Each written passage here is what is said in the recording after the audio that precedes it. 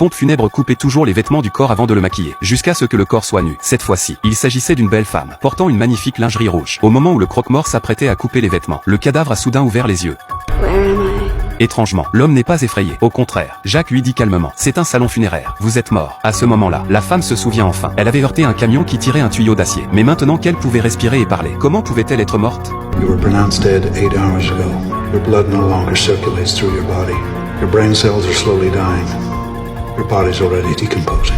Voyant que la femme refusait toujours d'y croire, Jack doit produire son certificat de décès. Il indique clairement qu'elle s'appelait Ellie. La cause du décès est un accident de voiture. Jack a ensuite sorti une éponge et a essuyé sa blessure. Ellie lui a demandé ce qu'il faisait. Jack lui dit, je vais te remettre un peu d'ordre, pour que tu sois présentable pour l'enterrement. Mais Ellie pense toujours qu'elle n'est pas morte. Elle supplie Jack de la laisser partir. Elle a juré qu'elle ne le dirait à personne. Mais Jack s'en moque. Il prend un oreiller et le met sous la tête d'Ellie. Puis Jack commence à recoudre la plaie. Curieusement, Ellie ne ressentait aucune douleur. Au milieu de la couture, on entendit soudain la sonnette de la porte d'entrée. Jack a immédiatement sorti une bouteille de liquide et l'a injectée dans le corps d'Ellie. À ce moment-là, Ellie ferma lentement les yeux. La personne qui est venue n'est autre que la mère d'Ellie. Elle voulait voir sa fille une dernière fois. En voyant sa fille allongée paisiblement dans la morgue, la mère verse des larmes de tristesse. Elle demanda à Jack de veiller à ce que sa fille soit bien habillée. Après avoir dit cela, elle s'apprête tristement à partir. Jack transpire en secret. Il se précipite pour couvrir Ellie d'un drap blanc. Le lendemain, Ellie se réveille à nouveau. Elle était toujours convaincue qu'elle n'était pas morte. La première chose qu'elle a faite a été de tâter son pouls. Mais il n'y avait aucun signe de battement. Elle frappe lourdement sa main sur le comptoir. Mais elle n'a toujours pas ressenti de douleur. Ellie n'en revenait pas. Était-elle vraiment morte? I'm just in shock. It's okay. Elle a essayé de décrocher le téléphone pour appeler à l'aide. Mais le téléphone ne fonctionnait pas. Elle n'a pas eu d'autre choix que de s'approcher de la porte et de crier à l'aide.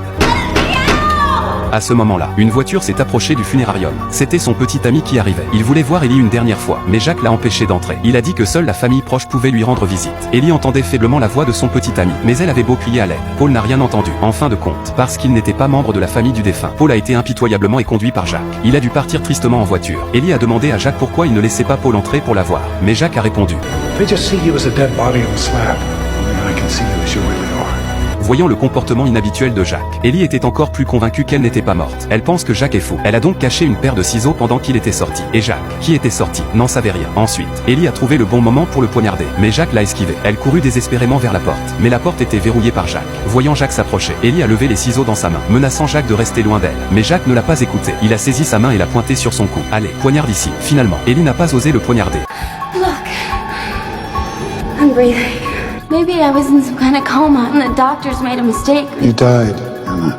Jack a dit à Ellie que la raison pour laquelle il pouvait entendre et voir les corps, c'est parce qu'il est né avec un don spécial, pour parler aux gens qui sont à la frontière entre la vie et la mort. Aux yeux des autres, elle n'était qu'un cadavre froid. Ellie n'y croyait pas. Elle a commencé à devenir folle. Elle a renversé tout ce qui se trouvait dans la morgue. Cependant, à son grand désarroi, elle ne sentait toujours rien lorsqu'elle marchait sur le verre brisé.